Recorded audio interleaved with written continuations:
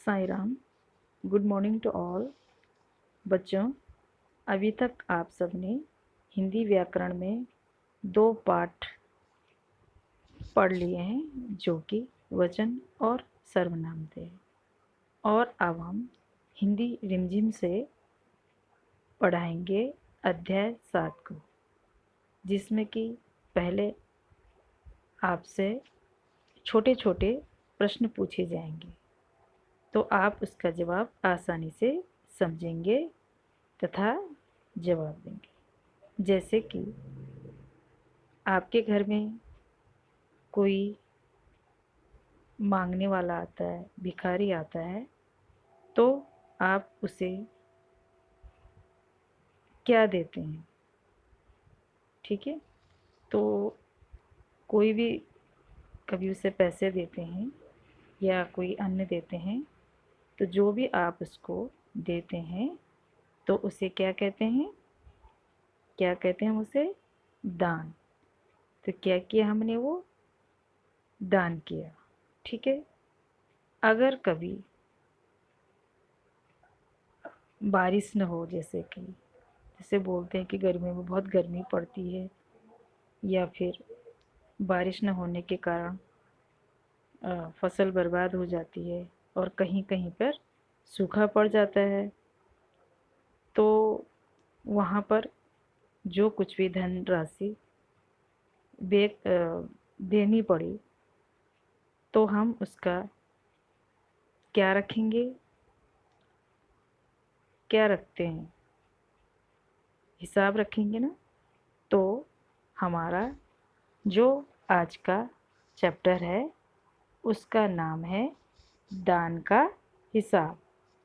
पाठ 7, दान का हिसाब। तो अब हम आगे दान के हिसाब की ये जो कहानी है इसे पढ़ेंगे। ठीक है।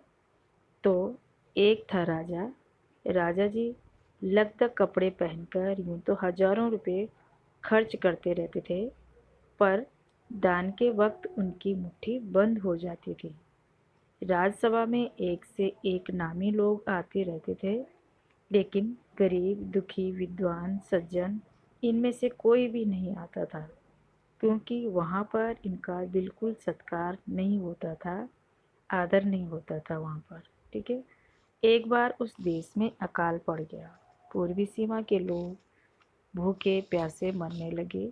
राजा के पास खबर आई। वे बोले, यह तो भगवान की मार है, इसमें मेरा कोई हाथ नहीं है। लोगों ने कहा, महाराज राजभंडार से हमारी सहायता करने की कृपा करें, जिससे हम लोग दूसरे देशों से अनाज खरीदकर अपनी जान बचा सकें। राजा ने कहा, आज तुम लोग अकाल से पीड़ित हो, कल पता चलेगा कहीं भूकंप आया है, परसों सुनूंगा कहीं के लोग बड़े गरीब हैं, 2 वक्त की रोटी नहीं जुड़ती। इस तरह सभी की सहायता करते करते जब राज भंडार खत्म हो जाएगा, तब खुद में ही दिवालिया हो जाऊंगा। यह सुनकर सभी निराश होकर लौट गए। तो राजा की ये बात सबको अच्छी नहीं लगी। ठीक है। इधर अकाल का प्रकोप फैलता ही जा रहा था। न जाने रोज कितने ही लोग भूख से मरने लगे। लोग फिर राजा के पास पहुँचे। उन्होंने राजसभा में गुहार लगाई। ठीक है, दुहाई, महाराज आपसे ज़्यादा कुछ नहीं चाहते, सिर्फ 10,000 रुपये हमें दे दें, तो हम आधा पेट खाकर भी जिंदा रह सकेंगे। राजा ने कहा, 10,000 रुपये भी क्या तुम्हें कम लग रहे हैं? और उतने कष्ट से जीवित रहकर लाभ ही क्या है? एक व्यक्ति ने कहा, भगवान की कृपा से लाखों रुपए राजकोष में मौजूद है, जैसे धन का सागर हो। उसमें से एक आध लोटा ले लेने से महाराज का क्या नुकसान हो जाएगा? लेकिन महाराज तो मानने वाले नहीं थे।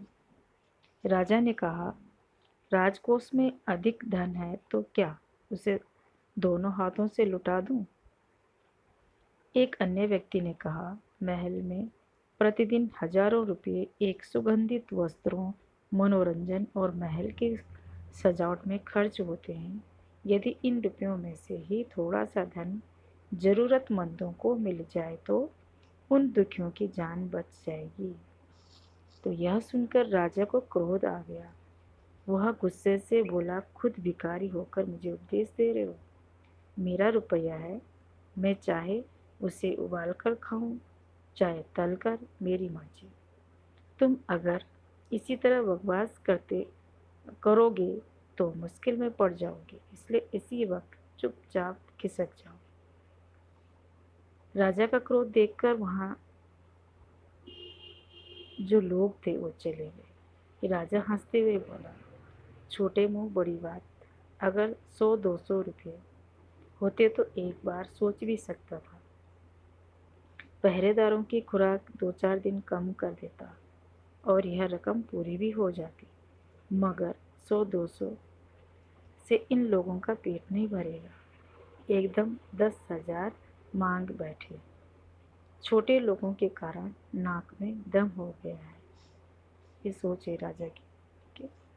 यह सुनकर वहां उपस्थित लोग हाँ हूँ कर रह गए, मगर मन ही मन उन्होंने भी सोचा, राजा ने यह ठीक नहीं किया। जरूरतमंदों की सहायता करना तो राजा का कर्तव्य होता है। 2 दिन बाद न जाने कहाँ से एक बूढ़ा सन्यासी राजसभा में आया। उसने राजा को आशीर्वाद देते हुए कहा, दाता कर्ण महाराज, बड़ी दूर से आपकी प्रसिद्धि सुनकर आया हूँ। सन्यासी की इच्छा भी पूरी कर। अपनी प्रशंसा सुनकर राजा बोला, जरा पता तो चले तुम्हें क्या चाहिए। यदि थोड़ा कम मांगो तो शायद मिल भी जाए। सन्यासी ने कहा, मैं तो सन्यासी हूँ, मैं अधिक धन का क्या करूँगा। मैं राजकोष में 20 दिन तक बहुत मामूली भिक्षा प्रतिदिन लेना चाहता हूँ। मेरा भिक्षा लेने का नियम इस प्रकार है, मैं पहले दिन जो लेता हूँ, दूसरे दिन उसका दुगना, फिर तीसरे दिन उसका दुगना, फिर चौथे दिन तीसरे दिन का दुगना। इसी तरह से प्रतिदिन दुगना लेता जाता हूँ। भिक्षा लेने का मेरा यही तरीका है। अब बच्चों, जैसे कि मैंने यह स्टोरी पढ़नी शुरू की और पढ़ते पढ़ते हमें इसमें कुछ शब्द, कठिन शब्द मिले। कुछ शब्दों के हम अर्थ भी लिखेंगे और कुछ किसने कहा, किससे कहा, और कुछ प्रश्न उत्तर हो गए। ठीक है, तो इसी चैप्टर में से आपके पास जो एग्ज़ाम में MCQ आए हैं, जब तक आप पूरा पाठ नहीं पढ़ेंगे, एक एक लाइन को समझेंगे नहीं, तो आप सोचोगे कि ये MCQ कहाँ से आए। तो इस तरह से आपको बार बार पढ़ के रीडिंग आपको करनी ही पड़ेगी। और जब दोबारा ऐसे 2 में रीडिंग करवाई जाएगी तो आपका तरीका सही होना चाहिए। ठीक है, तो राजा बोला, तरीका तो समझ गया, मगर पहले दिन कितना लेंगे, यही असली बात है। 2-4 रुपयों से पेट भर जाए तो अच्छी बात है, मगर एकदम से 20-50 मांगने लगे तब तो 20 दिन में काफ़ी बड़ी रकम हो जाएगी। सन्यासी ने हंसते हुए कहा, महाराज, मैं लोभी नहीं हूँ। आज मुझे 1 रुपया दीजिए, फिर 20 दिन तक दुगने करके देते रहने का हुक्म दे दीजिए।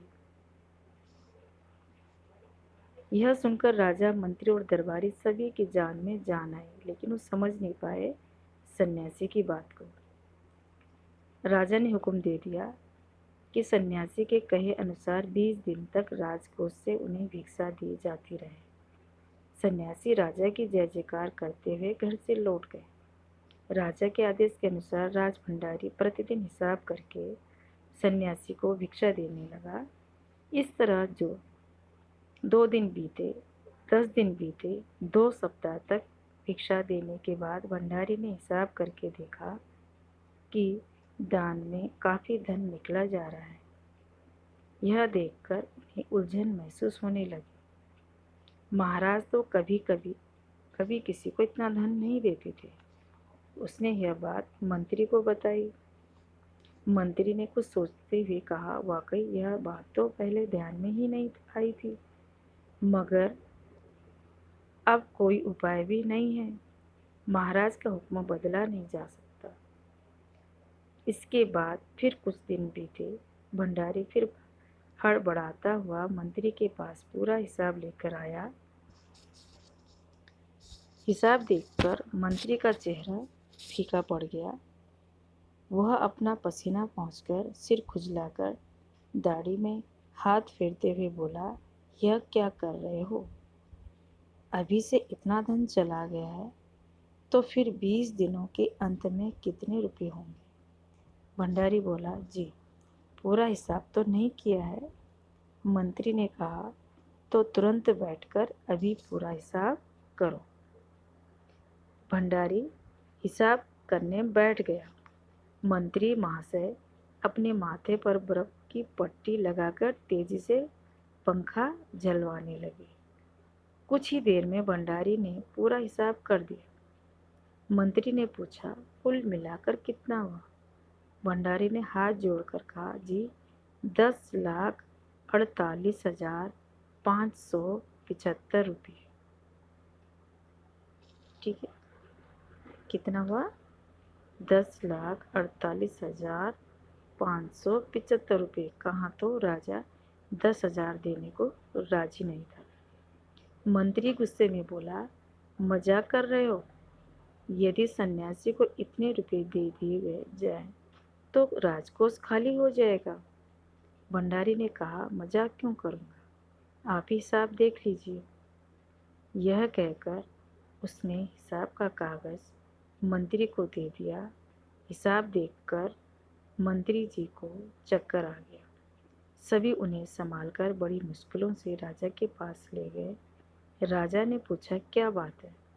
मंत्री बोले, महाराज राजकोष खाली होने जा रहा है। राजा ने पूछा, वह कैसे? मंत्री बोले, महाराज सन्यासी को आपने भिक्षा देने का हुक्म दिया है, मगर अब पता चला है कि उन्होंने इस तरह राजकोष से करीब 10 लाख रुपए झटकने का उपाय कर लिया है। राजा ने गुस्से से कहा, मैंने इतने रुपए देने का आदेश तो नहीं दिया था, फिर इतने रुपए क्यों दिए जा रहे? भंडारी को बुलाओ। मंत्री ने कहा, जी सब कुछ आपके हुक्म के अनुसार ही हुआ।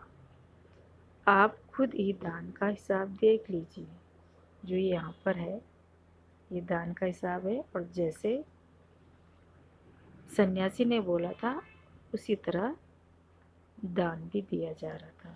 लेकिन राजा को ये बात समझ में नहीं आई। राजा ने उसे एक बार देखा, 2 बार देखा, इसके बाद वह बेहोश हो गया। काफ़ी कोशिशों के बाद उनके होश में आ जाने पर लोग सन्यासी को बुलाने दौड़े। सन्यासी के आते ही राजा रोते हुए उनके पैरों पर गिर पड़ा। बोला, दुहाई है सन्यासी महाराज, मुझे इस तरह जान माल से मत मारिए। जैसे भी हो एक समझौता करके मुझे वचन से मुक्त कर दीजिए। ठीक है, तो अगर आपको 20 दिन तक भिक्षा दी गई तो राजकोष खाली हो जाएगा, फिर राजकाज कैसे चलेगा? सन्यासी ने गंभीर होकर कहा, इस राज्य में लोग अकाल से मर रहे हैं, मुझे उनके लिए केवल 50,000 रुपये चाहिए। वह रुपया मिलते ही मैं समझूंगा मुझे मेरी पूरी भिक्षा मिल गई है। राजा ने कहा, परंतु उस दिन एक आदमी ने मुझसे कहा था कि लोगों के लिए 10,000 रुपये ही बहुत होंगे। सन्यासी ने कहा, मगर आज मैं कहता हूँ कि 50,000 से 1 पैसा कम नहीं लूँगा। राजा गिड़गिड़ाया, मंत्री गिड़गिड़ाए, सभी गिड़गिड़ाए, मगर सन्यासी अपने वचन पर डटा रहा। आखिरकार लाचार होकर राजकोष से 50,000 रुपये सन्यासी को देने के बाद ही राजा की जान बची। पूरे देश में खबर फैल गई कि अकाल के कारण राजकोष से 50,000 रुपये राहत में दे दिए गए हैं। सभी ने कहा हमारे महाराज कर्ण जैसे ही दानी हैं। तो इस तरह से जो सन्यासी महाराज था उसकी वजह से जो अकाल पड़ी थी और लोग भूखे मर रहे थे, तो थोड़ा राहत मिली। और जो राजा इतने कंजूस थे उनका भी पूरे शहर में नाम हो गया कि हमारे जो महाराज हैं वह तो कर्ण जैसे दानी हैं। तो अगर राजा पहले ही लोगों की मदद करते तो इस तरह से भूखे प्यासे नहीं मरते तथा उनका राजकोष भी खाली नहीं होता। तो बच्चों, अभी मैंने सिर्फ आपको ये स्टोरी पढ़कर सुनाई है और आगे आपके पार्ट 2 में आपके अभ्यास कार्य का जो प्रश्नों के उत्तर इत्यादि आपको समझाया जाएगा तथा वर्कबुक का PDF बनाकर आपको दे दी जाएगी तथा आपको वर्कबुक से नोटबुक में भी काम करना होगा। जैसे कुछ शब्दों के अर्थ लिखने होंगे, कुछ किसने कहा, किससे कहा, कुछ शॉर्ट क्वेश्चन हो गए और कुछ कठिन शब्द आप लिख लो। लेकिन नोटबुक में आपको कुछ न कुछ लिखना ही पड़ेगा, वर्कबुक में भी और नोटबुक में भी। इस तरह से आपको पूरा पाठ याद हो जाएगा। तो अब पार्ट 2 में आपको अभ्यास कार्य करवाया जाएगा। साईं राम।